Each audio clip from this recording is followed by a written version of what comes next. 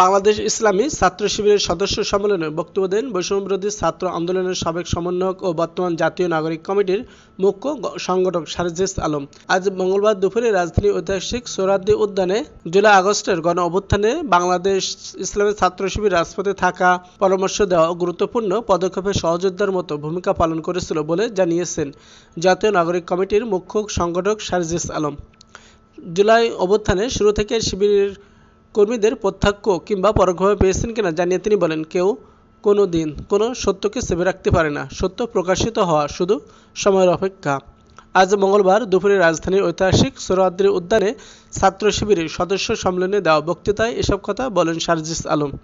বৈষম্য বিরোধী ছাত্র আন্দোলনের সাবেক সমন্বয়ক সার্জিস আলম বলেন, বিগত ১৬ বছরে শেখ হাসিনা যাকেই পটেনশিয়াল থ্রেট, সম্ভাব্য হুমকি মনে করেছিল, তাদেরই যেভাবে পারেছে নানা তকমা দিয়ে ব্লেম গেম দোষারোপ খেলা মেতে উঠেছিল। তিনি বলেন, আমরা দেখেছি অনেক নিরাপদ মানুষকে, অনেক নিরাপদ আলেম ওলামাকে শুধুমাত্র তার পটেনশিয়াল থ্রেট মনে করার কারণে জেলখানা থেকে শুরু করে হামলা, মামলা, নির্যাতনের মাধ্যমে হত্যা করেছে।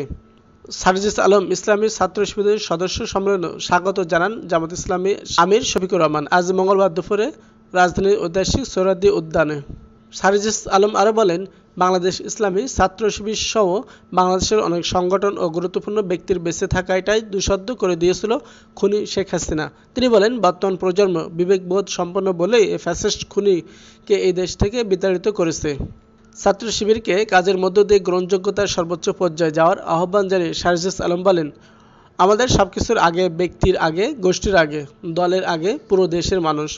২৪-এর অভ্যুত্থান আমরা একসঙ্গে হাতে হাত মিলিয়ে, কাঁধে কাঁধ মিলিয়ে এবং পরিকল্পনা টেবিলে বসে যে কাজগুলো করেছি, আগামী বাংলাদেশ গঠনে দেশের স্বার্থকে সবার আগে রেখে ঐক্যবদ্ধভাবে কাজ করে যাব।